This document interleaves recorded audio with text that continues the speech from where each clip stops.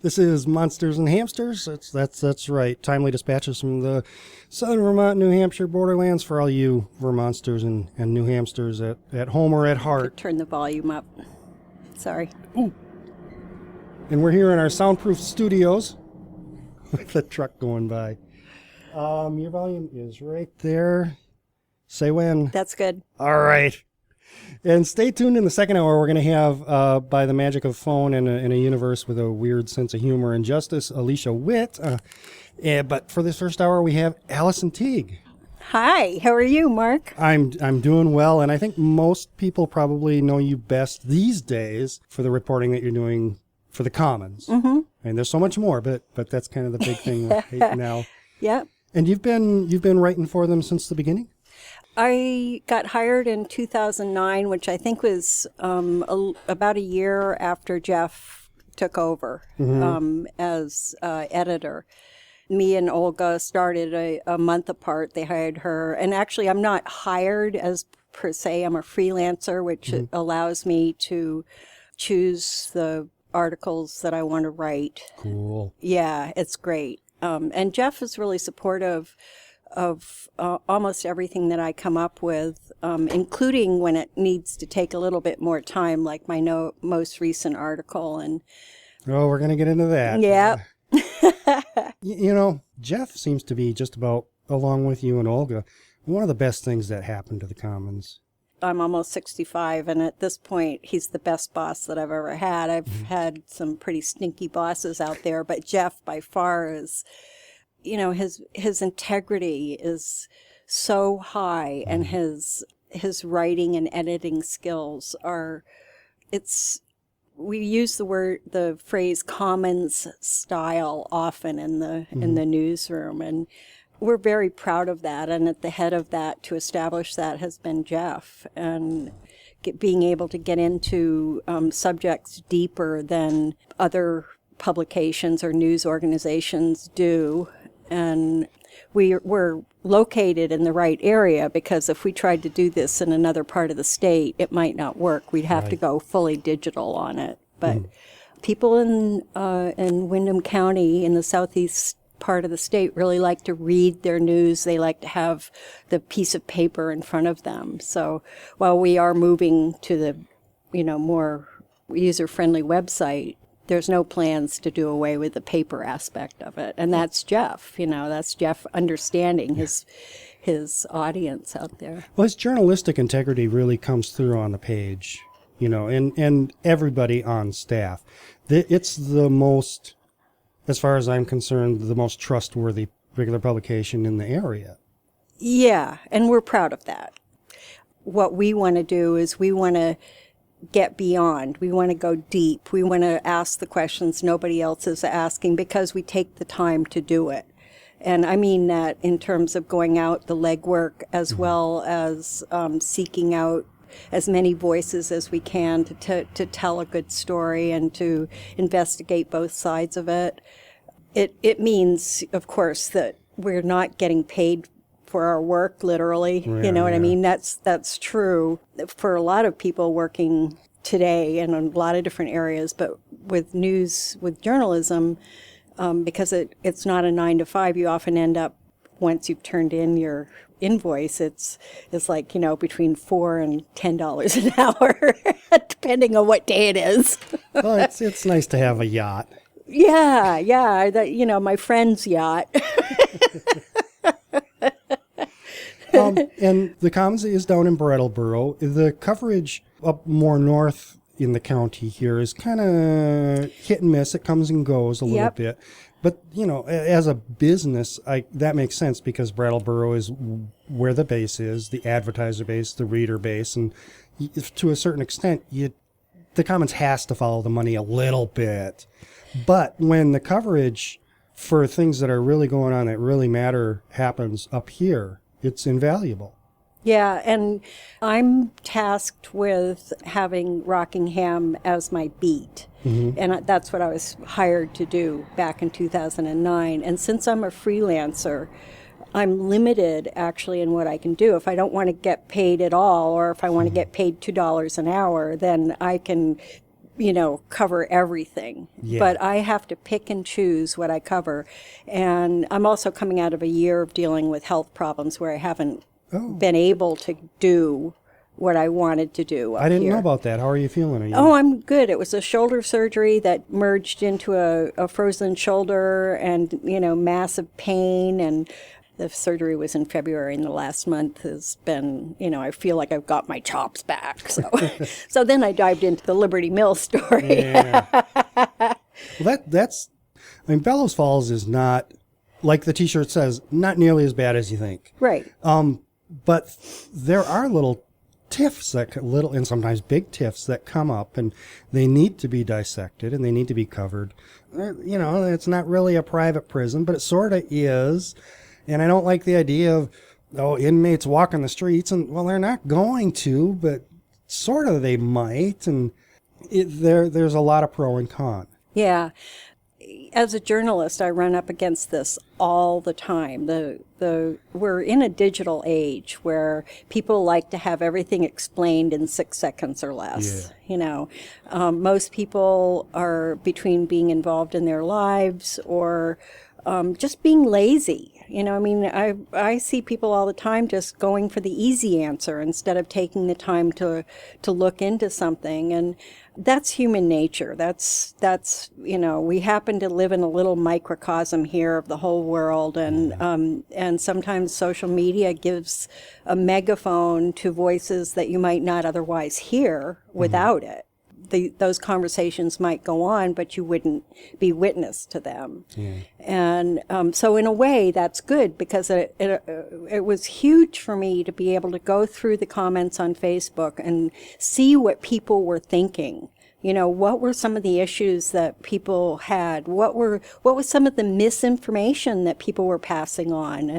And so when I wrote the article, that was very much in mind. And when I write up here, I often take subjects that I see people have misinformation about. Mm-hmm. And it's not to make people wrong. It's my job is to inform people so that they can make informed choices and decisions. Yeah.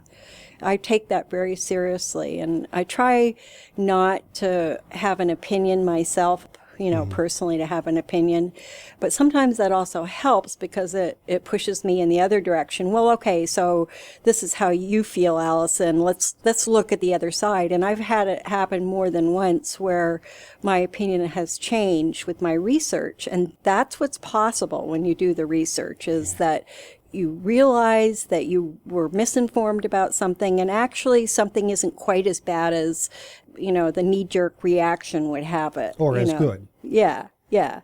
And so, prison, that has a huge emotional burden that comes along with it, and a lousy track record. And a lousy track record. And yeah, it doesn't matter that we're trying to fix that Vermont is way out front in trying to address that issue. The Shumlin has said that he wants to stop using private prisons and stop, paying, I think it's American Corrections Corporation, money to house prisoners out of state, and he wants to get them closer to home. And so really, Sheriff Clark is responding to that call. And whether or not the Liberty Mill Center is the appropriate place for that, I'm thinking he's getting the idea that maybe it's not. I think so. Maybe for people who aren't on Facebook, and boy, you're a smart person right off the bat for that if you're not on Facebook. I wish I could disconnect. And haven't picked up the new issue of the Commons yet. Let's recap what this whole Liberty Mill business is about. Okay. When I say let's, I mean go ahead and do it. So I heard about this in August with a press release that had Sheriff Clark and Jeanette White's name on it, announcing their intentions to, it was actually the proposal, I believe, that they gave to the BFADC. And I kind of kept my eye on it, and then Keith Clark had the meeting last week, and I didn't attend it in person. I watched while they were streaming it online, which is really great. I really appreciate Fact TV. And it really helped to be able to watch it from that kind of removed position, because I could hear the comments that people were making and kind of be more objective and kind of out of the emotional flow of it. And as I was listening, I was watching as people were veering off into the major fear zone, and it was just almost immediately an emotional issue. It was amazing to me. It was as if this great scream just suddenly erupted, and people were waving their hands in the air and saying, "No, no, not in my backyard. What are you thinking?" You know? And I'm okay with that as long as the mind is open enough to say, oh, I didn't realize this bit, or some other piece of information that totally reinforces my position. Right, yeah. And there's not enough of that.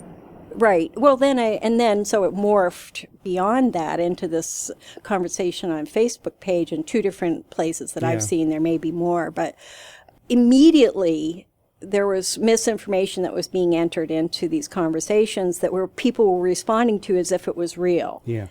You know, that's going down the rabbit hole. I've been there and done that. There have been so many times that I've taken what somebody said to me as real, and then 5 days later, I finally get to the bottom and realize that wasn't true at all. So I looked into everything that people were talking about, and when I was writing the article, I tried to ask the officials, you know, all over the state, who might have good perspective on this program. It's so new that people, other than the ones that have expressed support in letters, they can't say really a lot about it, like the new commissioner of the Department of Corrections, Lisa Menard, is just getting her feet on the ground, and Andrew Polita had endorsed it, her predecessor.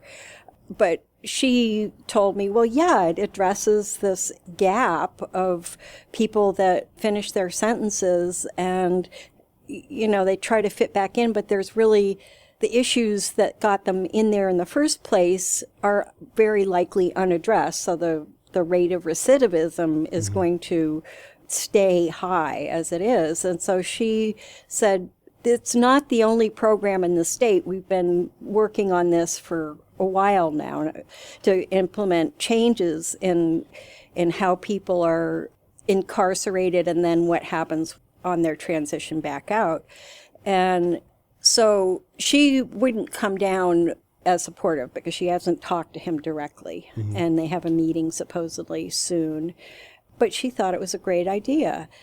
As you get closer to home, Chief Ron Lake said that he hadn't actually talked to Chief Clark at the time that I spoke to him. He may have since then. But it would seem to me that Ron would be one of the first people that Chief Clark would want to get on board with this. You know? I would have thought a lot of people would have been a lot more informed about every aspect of this before it was proposed.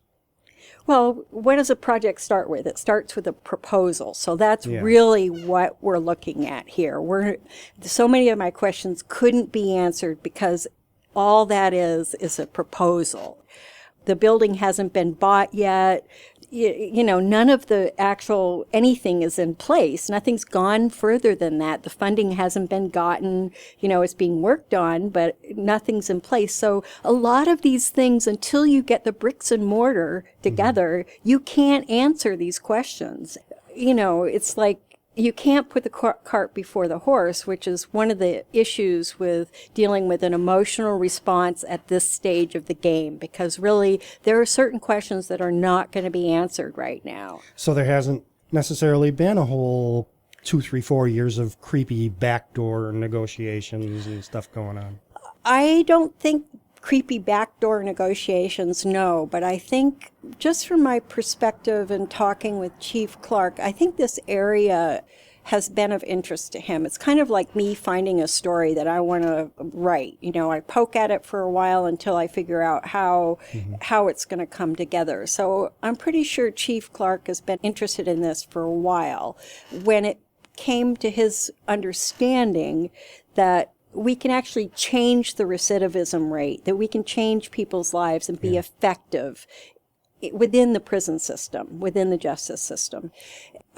Something like this doesn't come out half-baked. He's thought about it. The level of detail that he was able to give to the residents here was actually pretty good for where he's at in this. Well, he strikes me as definitely very smart and very immersed in all of this. I like everything he's saying about what the program is. And I'm not a NIMBY guy. I'm really not one of those guys, but I'm not convinced that it's the best location for this thing, which is what, like 140 beds, 120 semi-secure for transitional housing of people who have been charged or are coming out of the system. It's not for long term. It's not Springfield. It's not a jail like that. And I like the program.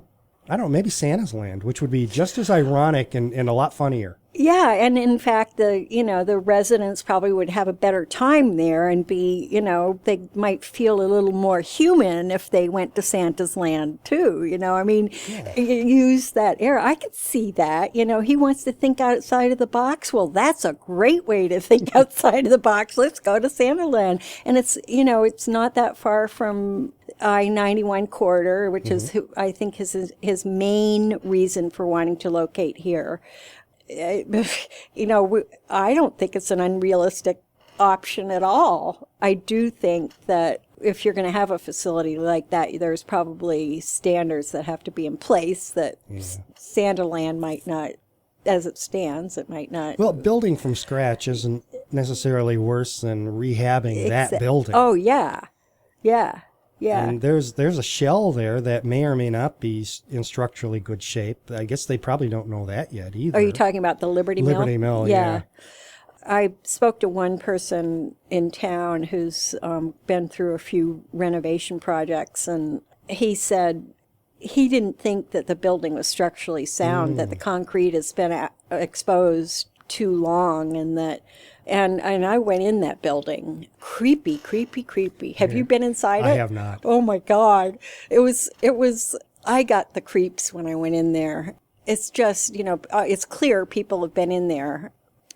No windows exist. There's no glass. It's all either outside or on the floor. All the surface wiring and piping and stuff like that has been torn out.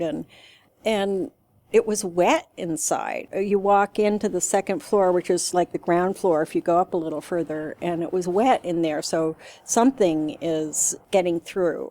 I really question whether they'll be able to use that building. Just from what I looked at, I've seen miracles happen, but who knows? $23 million later, I guess we might know. Yeah.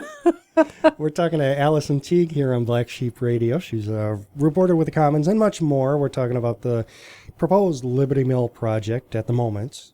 We'll get through that. Is there anything else that, read the article. It's in the current issue of the Commons. It's a long article. Get your cup of coffee or tea and a little brownie and dig in, because I think it's well worth reading just to be informed about going forward. There's going to be more questions that come up, of course, which I'm going to try to stay on top of. And if nothing else, it'll help you decide how you feel.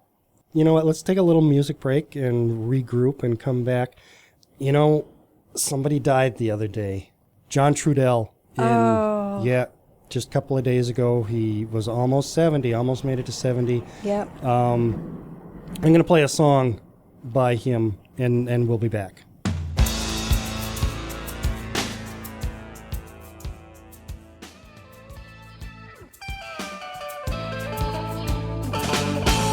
That was John Trudell on vocals. We're back with Allison Teague from the Commons. We were talking about Liberty Mill. Let's talk about something else. Are you from here originally? I grew up in Norwich, just north of here, and was born in Nyack, New York, and came up when I was about 1954, so I was about 3 years old. Mm-hmm. I was a skier for the first half of my life and went to all the ski races all over, and I went to ski races in southern Vermont Okemo, Killington, Bromley. I lived at Bromley for a while because I coached there. But southern Vermont has been really this area of no man's land for me. And I was so glad to discover it when I came back from Alaska, because it's a lot like Vermont used to be when I was growing up in Norwich. So it's more rural, it's kind of farm-based. The whole northwest part of the state is just this other thing that I don't recognize anymore as being Vermont. But so I was really glad to be down here, and I enjoy this area just because it's still kind of finding its way, and there's a lot of people that are, think and act outside of the box, and it's much more progressive too down here. So Windham and Windsor counties are kind of like Vermont, the Vermont that people think of when they think of Vermont, as opposed to the Northeast Kingdom, which has more acclaim but is not what Vermont used to be.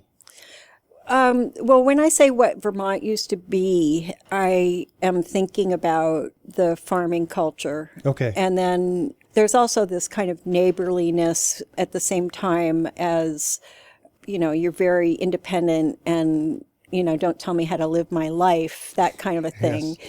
Passionate local politics. Yeah, but in a neighborly way too. You see this when dealing with neighbors who have been Vermonters for a long time, and they won't be nosy. They'll let you be right up until the point where you ask for help, and then they'll be right there and do it. But it's not done in a shunning kind of way. It's done with respect. It's not an us and them. It's just, you couldn't see that. But. Wait, skiing. You were a competitive skier? Yeah, I was. I wanted to make it to the Olympics just at the time that I was supposed to be chosen for the U.S. ski team. I suffered a injury that put me out for 2 years. I skied on a broken leg for a year because it was undiagnosed. It was a hairline fracture. And then I tried to take a year off, and in the meantime, everything came up behind me. These, like my sister, who's 3 years younger, and she got chosen for the U.S. ski team the same year that I came back, and then beat me in a race. And I'm going, you know what? I'm just going to go coach, which I did for another 15 years, and that I loved it. Just the whole sports thing and being out on top of mountains and snow, and I'm an innovator in almost whatever I do, and I had developed a style of coaching that people are now using the word learning to fly. Well, that's what I did back in the 70s, and that's what I was trying to show people, is that you can fly. I mean, your skis may be that far off the ground, but you can fly. I can show you how to fly. Cool. Yeah, I know that sounds way out there, but... You're way out there in some ways. That's all right. And you said came back from Alaska. Why did you go to Alaska? When did you go to Alaska?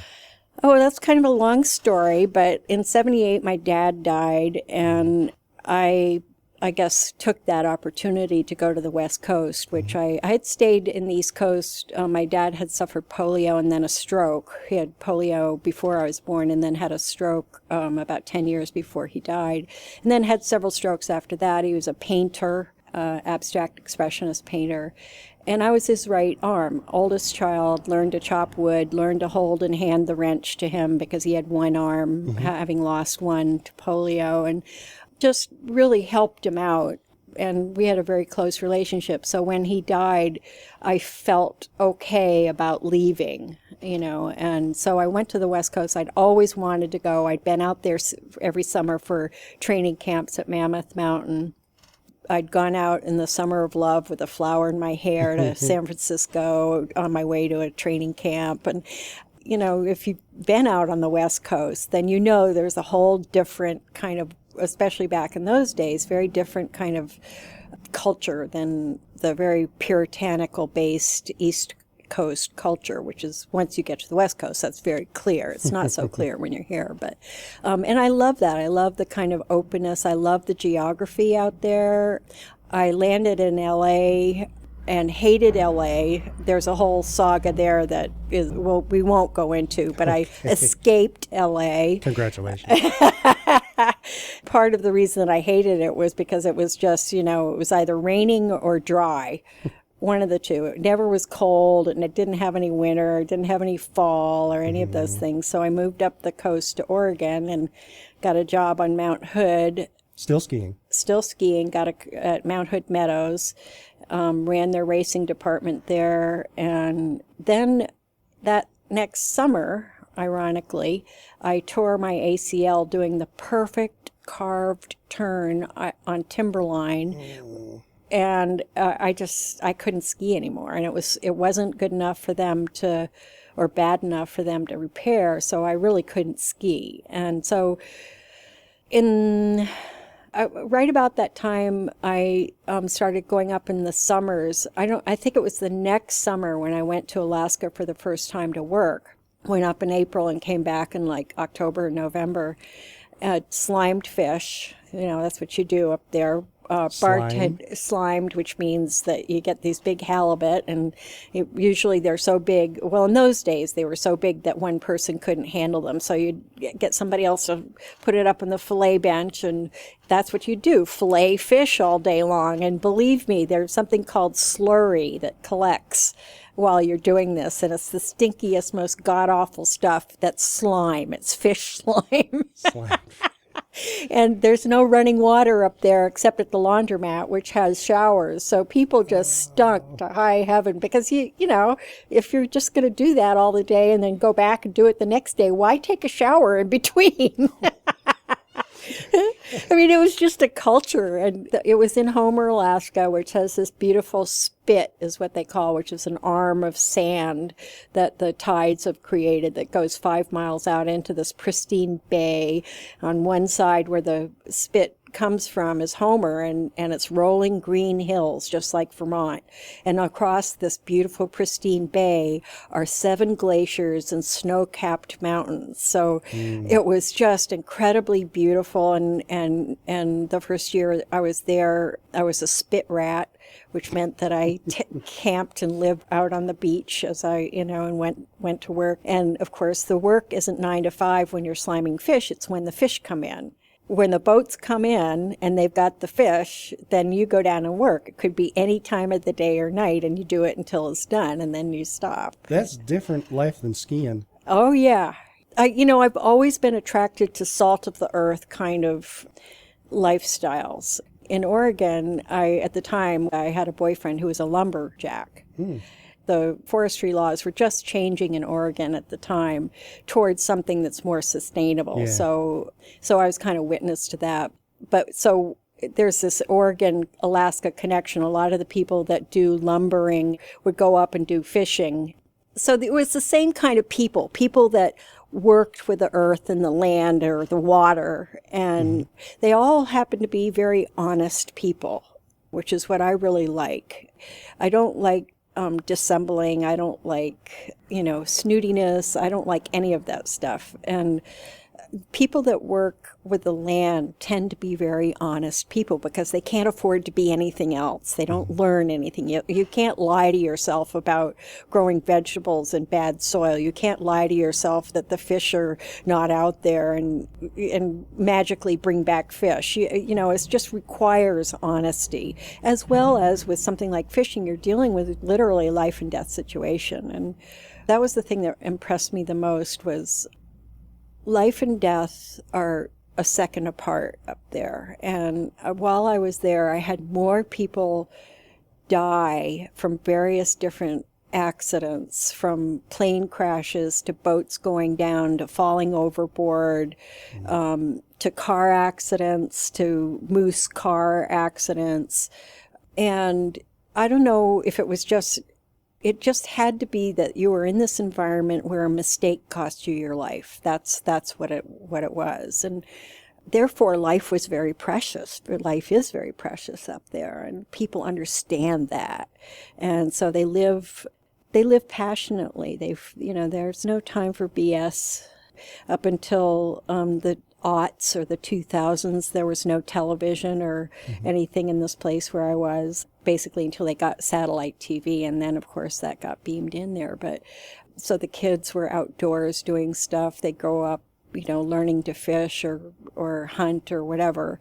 There's subsistence hunting and fishing up there. So people, because everything comes out from outside, if you're not hunting it or growing it yourself, subsistence is a huge part of the lifestyle, so that you have to, because it's like 2 to 3 times more expensive to eat up there if you're paying for it. If you go to a grocery store there, that's all brought up. It's barged up to Anchorage, and then it's trucked down to Homer. And so it just, it was just more honest.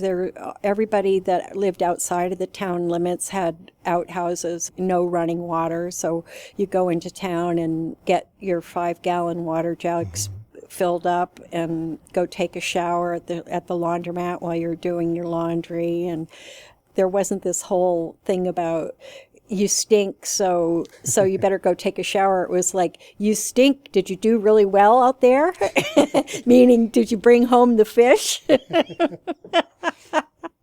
It's a whole different way of looking at life, which I liked. We're talking with Allison Teague about Alaska at the moment. Why'd you come back? It sounds like it was great. Is it because we all get older? Part of it was the second time I came back. Yes, that definitely was, because when I came back in 2000, I came back because of a family medical emergency, and then just kind of got into a thing where I couldn't get back again. And so it took me 7 years to get back. And then when I got back there, I was like, I was 56 years old, and I broke my arm the spring of the year. I went up in 2007, and in the spring of 2008, I broke my wrist. Oh, good grief. You were breaking things. Well, actually, that was only the second injury, because the leg happened in 67 or something like this, and this is only the second break that I've had. But it was really bad, and I was living way out of town in a cabin without water, and I'd been gone just long enough so all my old friends hadn't really reconnected with me, and it was just a horrible, horrible winter and then a horrible summer trying to recover from this thing. And I was doing it by myself, and I was just like, man, I'm too old for this. So I made it another winter, and then the job market also. That was right when the job market was dropping out, and it hit Alaska as well as everywhere else. So, you accept that you have to do a bunch of different things in Alaska, but all of those jobs people were holding on to. They weren't getting turned over. So normally when you go up, you might be able to pick up some of these jobs. Slime some fish. Yeah, slime some fish or whatever. And actually, I was too old for that at that point. It's very physical. But it was just like, man, this is just too hard. This is a young person's state. Unless you have been there the whole time and you've established yourself, and you didn't do what I did, is leave. You've got to be there to keep that kind of momentum going. So I did come back again, and at that point I was done with Alaska and wanted to come back to Vermont.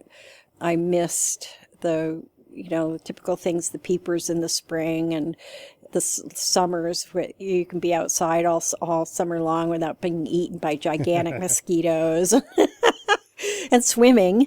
And so I did come back, and I ended up at the Commons because I had been doing medical transcription, and that wasn't panning out at all. It just wasn't making me enough money, and I was starving. So I just thought outside of the box, and I looked at Craigslist, and they were advertising at the Commons. I had worked at the newspaper up there. That was one of the jobs that I did.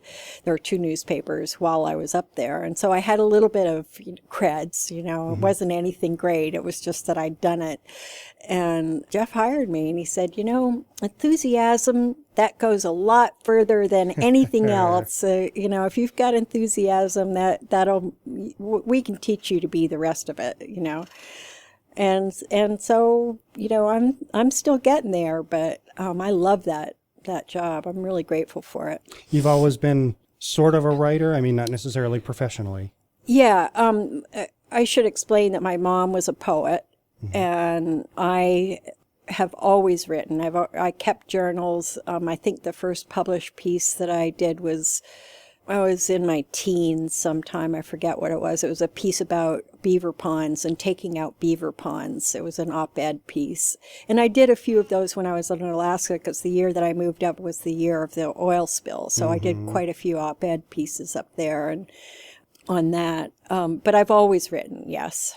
I'm going to slide in another song from John Trudell with his project Graffiti Man. And we're going to come back. I'm going to ask about Grampa a little bit. Okay. And whatever else comes up. This is really great. I've lived a lot of stuff. Back in a sec.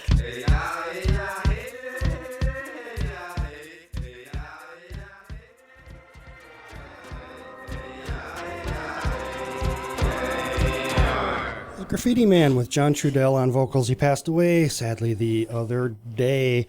And we're rejoining our fascinating conversation with Allison Teague, perhaps best known as these days as being a reporter for the Commons, was a professional skier, lived in Alaska, slimed fish, and grandpa. You have an interesting grandpa. I do, and I didn't know I had an interesting grandpa until I got a phone call out of the blue, and I think it was like 2004 or something like that, from a camera collector in the Southwest somewhere. He was calling me to ask me about my grandfather, and I'm really not sure how he found me. But of course, I knew almost nothing about my grandfather at that point. I really was unaware that he had designed for Eastman Kodak and had these incredible cameras that he had designed and Kodak had made for women. And they're these beautiful enameled Art Deco folding cameras that had a case with them so women could stick them into their purses. And I mean, these beautiful things. That was just this kind of introduction because of this guy to these cameras that my grandfather did. And I'm going, oh my God, these are incredibly beautiful. We should mention that your grandpa passed when you were just a kid. You didn't get to know him. Yeah, right, exactly. So he was grandpa to me. He died in 1961, so I was about 10 years old. And we visited him. He lived in New York City, where my father was from. They grew up in Forest Hills. And so once my father had polio, we moved to Vermont in 1954. And a lot of that was because if he fell down, he couldn't get up. So if you do that in New York City, everybody's just going to keep walking by you, you know. I mean, yeah. So we would go down to New York yearly at the least and visit him and my grandmother. But he was kind of remote.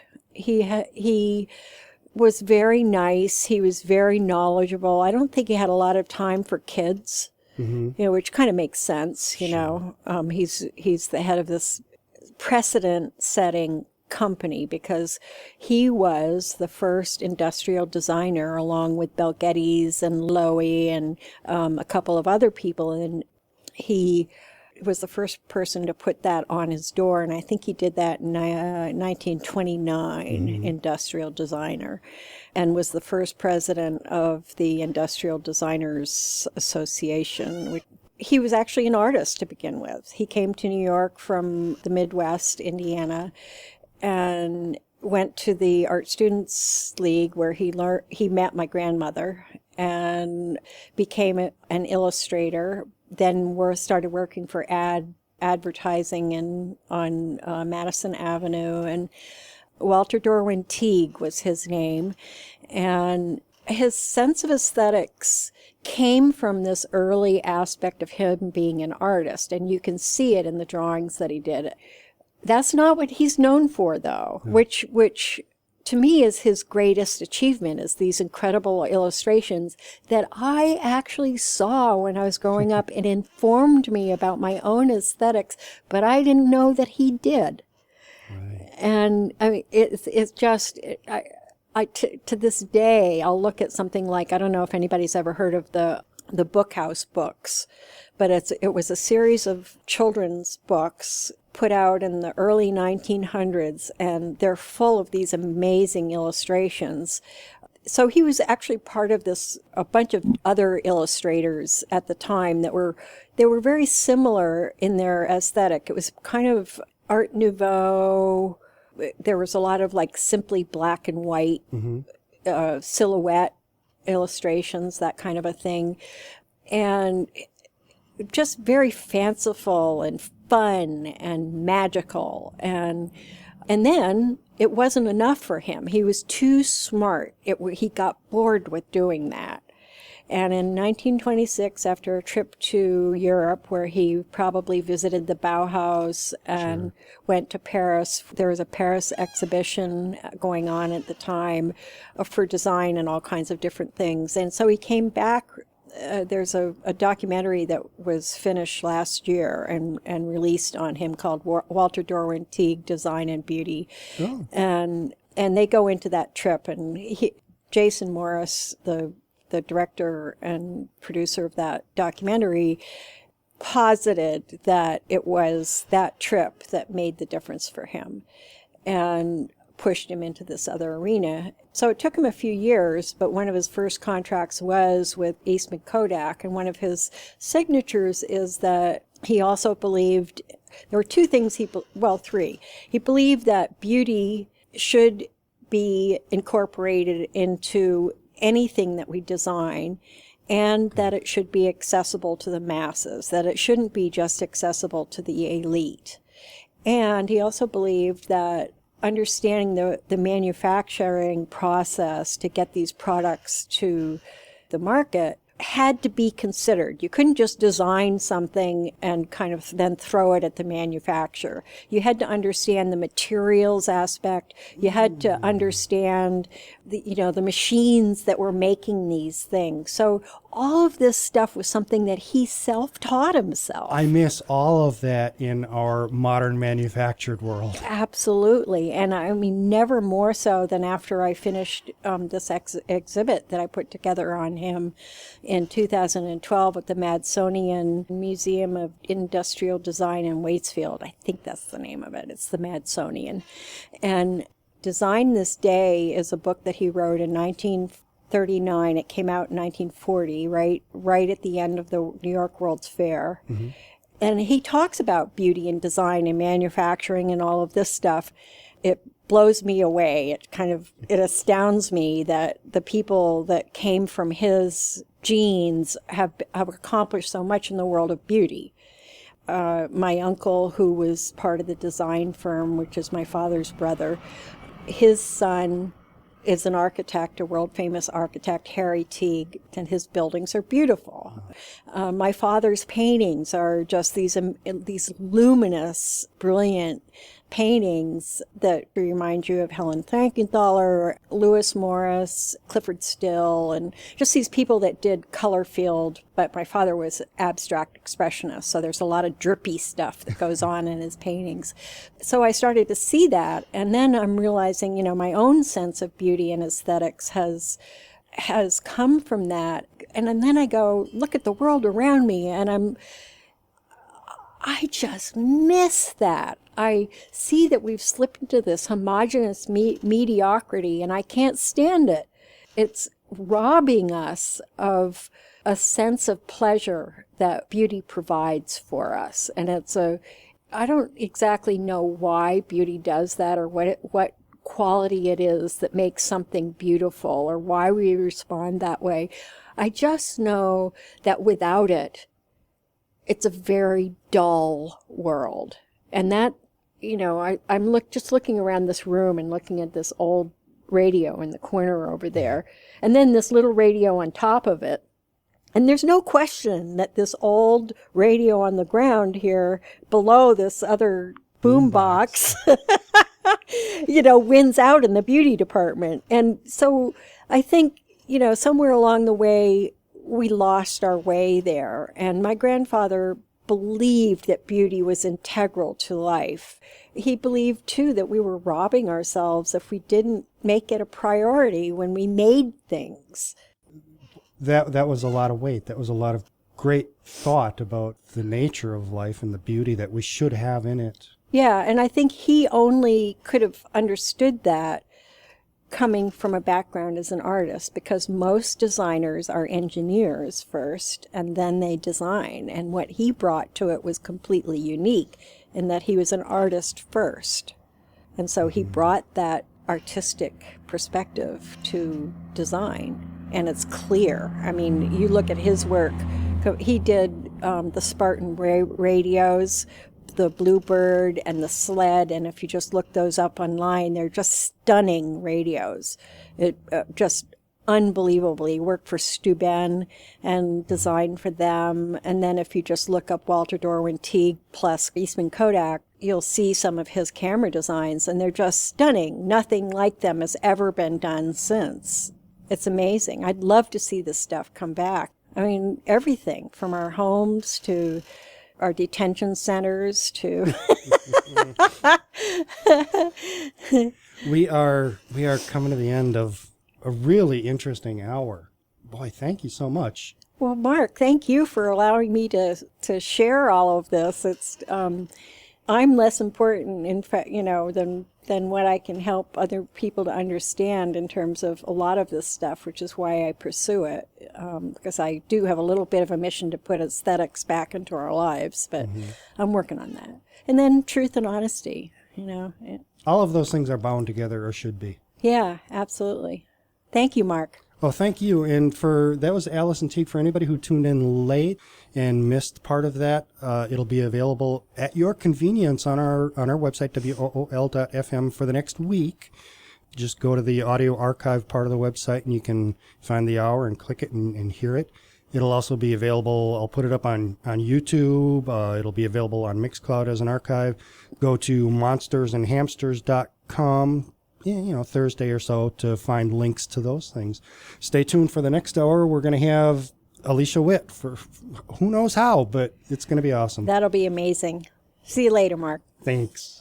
I'm Alicia Witt, and you're listening to WOOL Black Sheep Radio. Keep listening.